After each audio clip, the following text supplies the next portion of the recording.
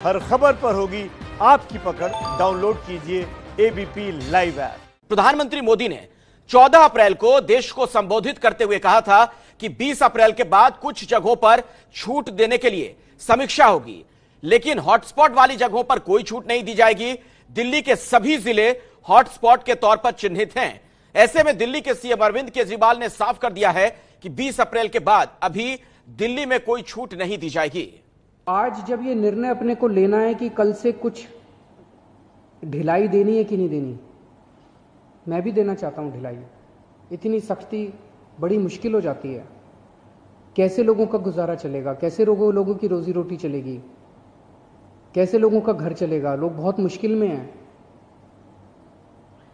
बच्चों के स्कूल बंद हैं। हम भी ढिलाई देना चाहते हैं, लेकिन ढिलाई देना बड़ा आसान है। और ढिलाई दे दी और स्थिति बहुत खराब हो गई, और उसके बाद अगर आईसीयू कम पड़ गए और अस्पताल के बेड कम पड़ गए और वेंटिलेटर कम पड़ गए और ऑक्सीजन कम पड़ गई और पता नहीं कितनी अगर जानें चली गई, तो हम कभी अपने आप को माफ नहीं कर पाएंगे। इसीलिए इन सब चीजों को ध्यान में रखते हुए हमें लगता है अभी थोड़ा संयम बरतने की जरूरत है। हमने निर्णय लिया है अपने दिल्ली वासियों की जिंदगी का ख्याल रखते हुए, सबकी सेहत का ख्याल रखते हुए, कि फिलहाल लॉकडाउन की शर्तों में कोई ढिलाई नहीं दी जाएगी। तो चूंकि दिल्ली के तमाम जिले हॉटस्पॉट के तौर पर चिन्हित है, तो वहां किसी तरह की कोई ढिलाई नहीं मिलने वाली है। देश की राजधानी दिल्ली में कोरोना के मामले कैसे लगातार बढ़ते गए, क्या है इनके बढ़ने की वजह और सरकार ने अब तक क्या क्या कदम उठाए हैं, आपको दिखाते हैं संवाददाता अंजलि सिंह की रिपोर्ट।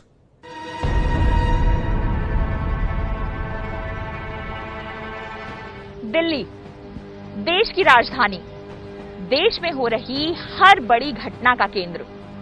कोरोना का कहर जब देश में शुरू हुआ तो सभी की निगाहें दिल्ली पर आ टिकी, क्योंकि इस महामारी के खिलाफ दिल्ली से लिया गया हर फैसला पूरे देश पर असर डालने वाला था।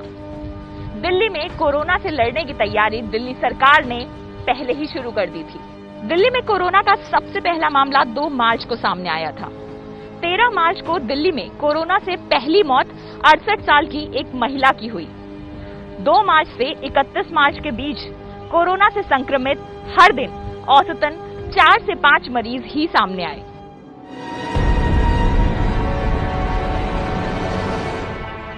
उस समय तक लग रहा था कि दिल्ली कोरोना को काबू कर पाने में कामयाब हो जाएगी, लेकिन दिल्ली में कोरोना का असल कहर अभी बाकी था। एक ऐसा कहर जिससे सिर्फ दिल्ली ही नहीं बल्कि पूरा देश प्रभावित होने वाला था। 29 मार्च की रात दिल्ली के निजामुद्दीन मरकज से जुड़े खुलासे ने पूरे देश में कोरोना के कहर की तस्वीर ही बदल कर रख दी। दिल्ली के निजामुद्दीन इलाके में तबलीगी जमात के मरकज में जमा जमातियों की भीड़ बड़ी परेशानी का सबब लेकर आई। 13 मार्च को निजामुद्दीन के मरकज में आयोजित धार्मिक कार्यक्रम में भाग लेने के लिए 3000 से ज्यादा लोग पहुंचे थे। 16 मार्च को दिल्ली के मुख्यमंत्री अरविंद केजरीवाल ने घोषणा की कि 31 मार्च तक दिल्ली में 50 से ज्यादा लोग एक जगह इकट्ठा नहीं हो सकते। इस घोषणा के बाद भी जमाती हजारों की तादाद में मरकज में ही रहे। 24 मार्च को प्रधानमंत्री नरेंद्र मोदी ने 21 दिन के लिए पूरे देश में लॉकडाउन घोषित कर दिया। 29 मार्च की रात को पुलिस और स्वास्थ्य अधिकारियों की टीम ने मरकज में रह रहे लोगों को वहां से निकालना शुरू किया। उन्हें अस्पतालों और आइसोलेशन वार्ड्स में भेज दिया गया।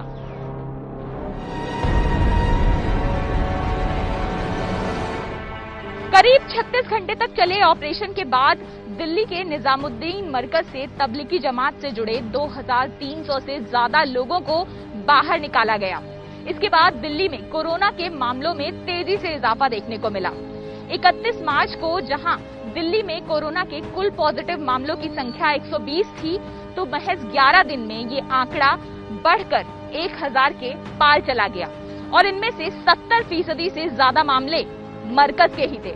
और इस तरह निजामुद्दीन दिल्ली में कोरोना का हॉटस्पॉट बन गया। और दिल्ली में कई दिन तक केस नहीं थे, पर अचानक इस तरह की घटना घटी और फिर चारों तरफ हाहाकार मच गया। तो वहां के संपर्क में दिल्ली की बहुत सारी कॉलोनियों से लोग आए, बहुत सारी मस्जिदों में ट्रेस किए गए। तो पुलिस ने उनके मोबाइल ट्रैक किए सरकार ने उनके घर जाके उनके हर एक आदमी से पूछ के उनके रिकॉर्ड निकाल के एक एक आदमी को ट्रैक किया। निजामुद्दीन के बाद दिल्ली में कोरोना का नया हॉटस्पॉट बन गया था पुरानी दिल्ली के चांदनी महल के आसपास का इलाका। निजामुद्दीन के बाद कोरोना के सबसे ज्यादा पॉजिटिव मामले चांदनी महल से ही सामने आए। मरकज से आए कुछ जमाती चांदनी महल इलाके में भी पाए गए थे। पुलिस ने रेस्क्यू ऑपरेशन कर करीब 185 लोगों को यहां से निकाला, जिनमें से 52 लोग कोरोना पॉजिटिव पाए गए।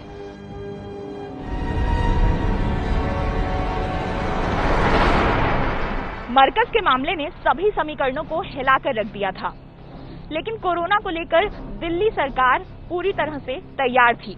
मुख्यमंत्री अरविंद केजरीवाल और उनके सभी मंत्री मुस्तैदी से प्लानिंग करते रहे और उनकी ये फॉरवर्ड प्लानिंग कारगर भी साबित हुई।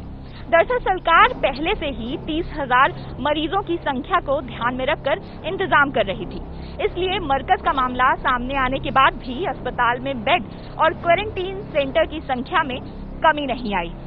इस बीच मुख्यमंत्री अरविंद केजरीवाल ने दिल्ली में ऑपरेशन शील्ड लॉन्च किया, जिसका मकसद था दिल्ली के हॉटस्पॉट्स और रेड जोन्स को सील कर कोरोना को समाज में फैलने से रोकना।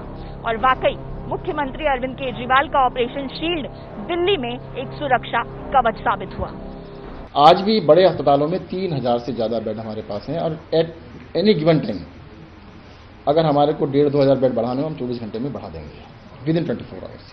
तो हमने तैयारी इस हिसाब से की है कि भाई कम से कम 3 गुने पेशेंट की हम तैयारी करके अभी चल रहे हैं, ताकि बाद में अगर बहुत बढ़ता है तब जाके स्ट्रेच हो, अभी से स्ट्रेच ना हो जाए। दिल्ली सरकार का ऑपरेशन शील्ड दिल्ली के कोरोना का हॉटस्पॉट बने दिलशाद गार्डन में कोरोना को फैलने से रोक पाने में कामयाब रहा। दिलशाद गार्डन में शुरुआत में ही 8 कोरोना पॉजिटिव केस सामने आने के बाद दिल्ली सरकार ने ये ऑपरेशन चलाया था।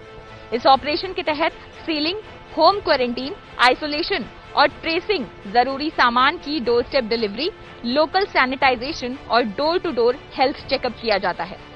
15 दिन की मेहनत के बाद दिलशाद गार्डन को कोरोना मुक्त किया जा सका। दिलशाद गार्डन की तर्ज पर ही दिल्ली के 2 और हॉटस्पॉट वसुंधरा एनक्लेव के मंसारा अपार्टमेंट और खिचड़ीपुर को भी कोरोना मुक्त बना पाने में सरकार कामयाब हुई।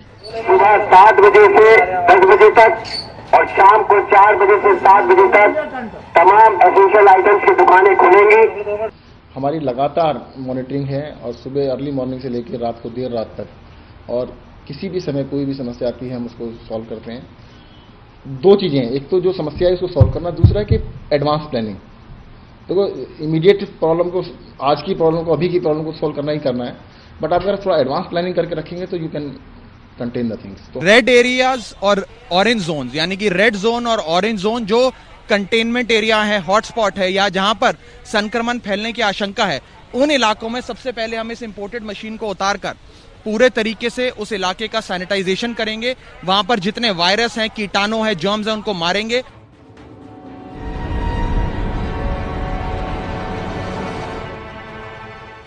ऑपरेशन शील्ड के साथ ही दिल्ली में सरकार ने शुरू की 5T प्लानिंग।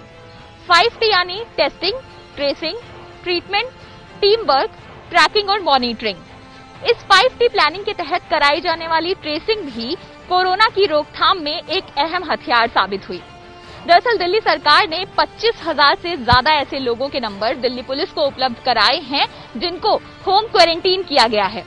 पुलिस इन मोबाइल फोन की जीपीएस लोकेशन के जरिए इन लोगों पर नजर रखती है और अगर कोई क्वारंटीन का उल्लंघन करता हुआ पाया जाता है तो उसके खिलाफ कार्रवाई भी की जाती है। पुलिस की मदद लेके ऐसे सब लोग जिनको घर में रहने के आदेश दिए गए हैं उनके पिछले कुछ दिनों के फोन ट्रेस किए जाएंगे कि वो अपने घर में रह रहे थे कि नहीं रह रहे थे।